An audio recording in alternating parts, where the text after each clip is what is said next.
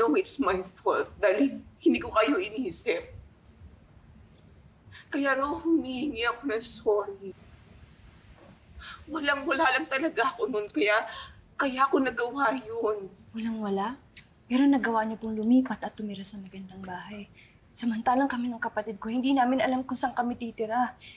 Hindi nga po namin alam kung may makakain pa kami. Ina, ngayon lang ulit kami nakakabawi ni Amy. Kailan ko lang nalaman na may naiwang lupa sa probinsya yung papa niya at nakapangalan sa kanya. Binenta ko yun para magkapera. Para makapagsimula kami ulit. Kung gusto mo, kukunin ko ulit kayo ni Nono para makabawi ako sa mga pagkukulang ko sa inyo. Hindi ka na nila kailangan. Hindi nila kailangan ng tulong mo. Simula ngayon, ako na ang bahala kay Ina at kay Nono. Ipaparamdam ko sa kanilang pagmamahal at pagmamalasakit na pinagtamot mo sa kanila. Let's go.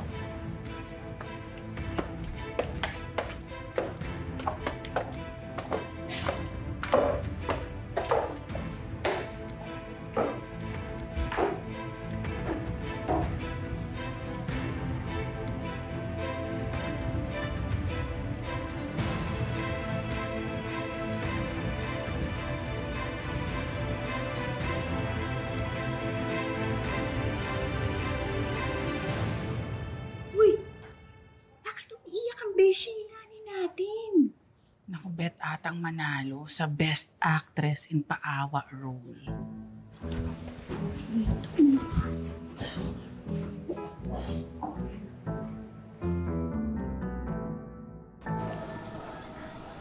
Why did you do that, Mom? Kita mo, ikaw pa rin yung napahiya. Ikaw pa rin yung nagmukhang masama. Eh, kailangan ko gumawa ng paraan.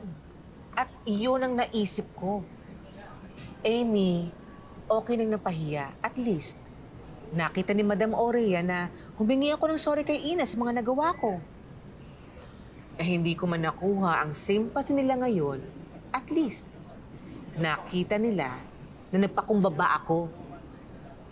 Eh, yun lang ang way para makuha ko ulit ang tiwala ni Madam Aurea. And Sina, wala kang gagawin sa kanya? Sa ngayon, wala tayong magagawa. Malakas ang kapit niya. Matibay ang pader na sinasandalan niya. We need her. Kung kinakailangan nating pakisamahan si Ina para makuha ang loob ni Aurea, gagawin natin. Ayoko lang magkaroon ng dead end ang plano ko sa mga De La Costa.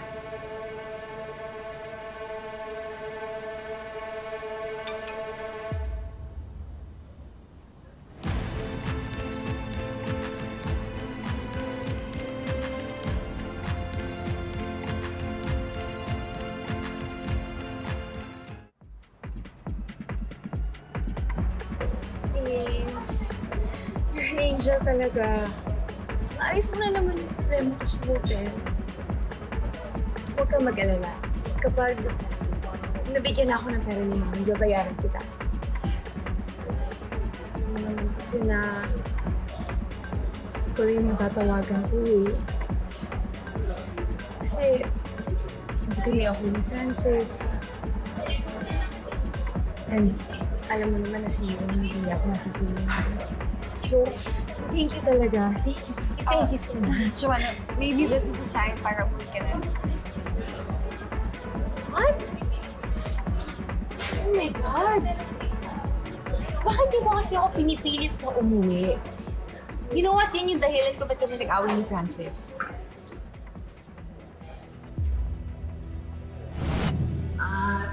This is Ina. Siya yung nag-alaga sa akin at tumulong. Nawalan ako ng memory. Kaya sila may mga dalang bagahe. Kasi dito na sila titira. Bakit mukhang seryoso ang pinag-uusapan ni Milani? Magkakilala ba kayo? Yes po, Lola. Magkakilala kami. Siya ang naging asawa ng daddy ko. Ang stepmom namin ni Nono. Kung gusto mo, kukunin ko ulit kayo ni Nono para makabawi ako sa mga pagkukulang ko sa inyo. Hindi ka na nila kailangan. Hindi nila kailangan ng tulong mo. Simula ngayon, ako na ang bahala kay Ina at kay Nono. Ipaparamdam ko sa kanilang pagmamahal at pagmamalasakit na pinagtamot mo sa kanila. Joanna, there's something you need to know. Pinatira ni Lola Oria yung girl na tumulong sa kanya. What? So, nawala lang ako. Nagpatira na siya ng kung sino-sino dun sa bahay. So, ibig sabihin, mas importante pa sa kanya yung babae niya. Hindi man lang siya nag-effort na sa UN at kausapin ako. Pero, nag-effort siya na dalhin yung babae na yun sa bahay namin. Pero here's the thing. I know her, kilala ko yung babae. What do you mean? Ay, sa'yo muna kasi. Kasi nalilita ako sa kanya, pero she's my stepsister ko. Stepsister? Yeah. Alam mo, pati ako gulat nung nalaman ko na siya pala yung nakasave kay Lola. Alam ko kung anong klaseng tao siya. I know her. Alam ko kung anong kaya niyang gawin. You know what? I don't trust her. For all we know, baka ginagamit niya lang si Lola para mapaganda yung buhay niya. Dito pwede mag-move. Umuwi ka na. Ikaw yung apo, pero ikaw yung nasa labas? Mukhang-kuha na ni Ina yung loob ni Lola. Baka ang ending niyan, ikaw pa yung mawalan ng lugar sa bahay at sa buhay ni Lola. Do you want that?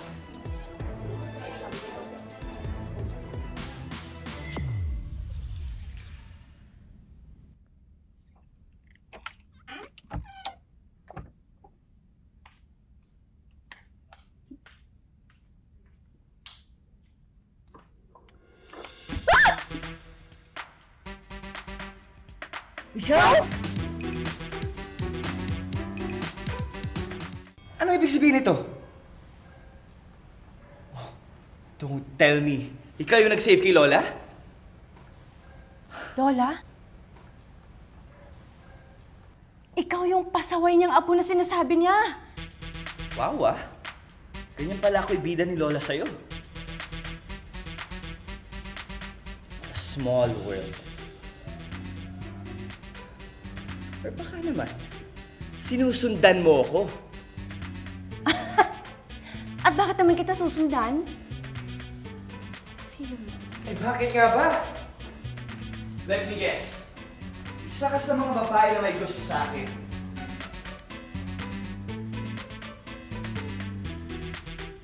Kaya nung pumunta tayo sa yacht club, kinuha mo yung luggage ko. Para you find a way na magkita tayo ulit.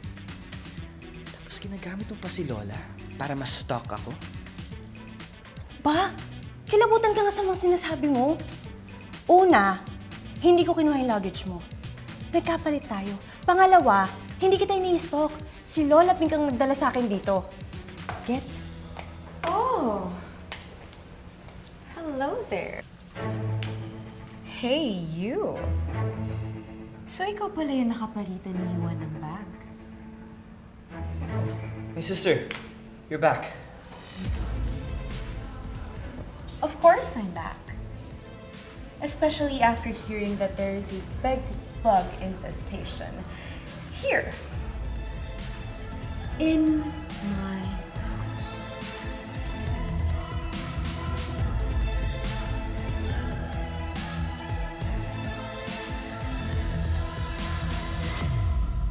Magkapatid kayo? Yes, we're twins. At ikaw yung nag-save kay Lola. At ikaw rin yung nakakuha ng bag ni Juan. Right? Nakakaduda naman. No wonder pinauwi ako ni Amy dito. You cannot be trusted. Kilala mo si Amy? Yes! She's Amy's stepsister. What? That's why this girl is even more suspicious. I know you're up to something, girl. At hindi ko hahayaan na mangyari yun. Ano ba mga sinasabi mo? Oh, don't you worry. I'll make you understand. Kung naikot mo ang utak ng lola ko, ipahin mo ko! Ako na mismo ang maglalagay ng period sa orang bumibala ko sa pamilya namin!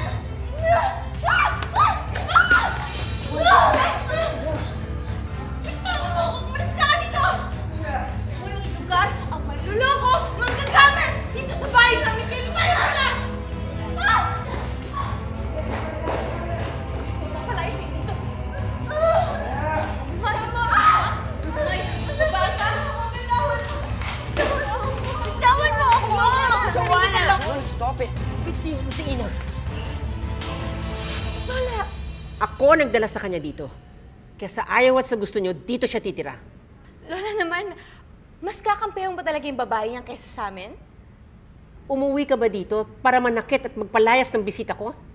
Well, Lola, I just did what I think is right, okay? I'm just protecting our family from a complete stranger na nakilala niyo lang ilang weeks. Tapos pinapatara niyo na agad dito. Hindi niyo nga alam siya yung kumuha ng bag ni Iwan eh. She's a thief!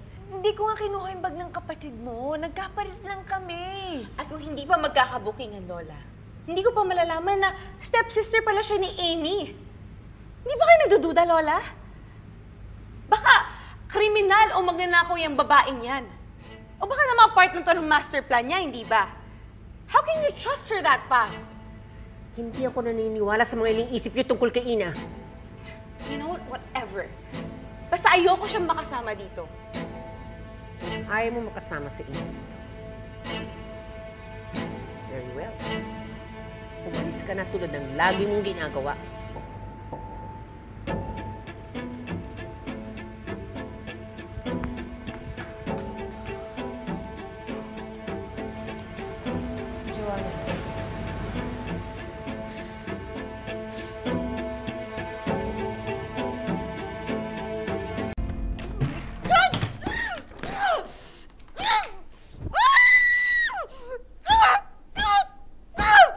Oh my God, I hate her! I really hate her! Will you calm down? Okay? Baka marinig ka ng mama. Well, I don't care, Mom! Wala rin naman siya paki sa atin eh. Nakita mo naman kung paano niya ako pinaya sa harap ng babaeng yun eh. Parang mas pinabuka niya pa sa akin na mas kailangan niya yung babaeng yun kaysa sa akin nakadugo niya. Ba't mo kasi kinaladkad si Ina? Yan tuloy. Nabadshot ka kay Lola. Wow! Parang mas kinakampi mo pa yung babaeng yun. Ikaw na nga itong ninakawan, tapos parang okay lang sa'yo. I'm not defending her. And I don't think magnanakaw siya, okay? But I think medyo mali lang yung ginawa mo. Actually, mali talaga yung ginawa mo. Kasi pwede mo naman kausapin yung babaeng yun na hindi siya sinasaktan. Well, I can help myself. Unang kita ko pa lang sa kanya, na-sense ko na that she is a social climber na may masamang binabalak. Tapos pinatira pa siya dito ni Lola? Well, nakapag-desisyon na ang lola nyo. Hindi na natin mababago yun. Alam nyo naman yun, di ba? Hindi na natin mababasag ang salita niya. If I were you, I'd get used to it. Kasi at the end of the day, siya pa rin ang may-ari ng bahay na to. So, payag ka na. Na dito titira yung ina na yun. Well, wala naman tayong magagawa. Actually, meron. I cannot live with her under the same roof. Kung kinakailangan ko siyang bilhan ng ticket pabalik sa dump site na pinanggalingan niya, gagawin ko. Actually, gagawin natin. We can work together para mapaalis yung babaeng yun. I just want her out of our lives.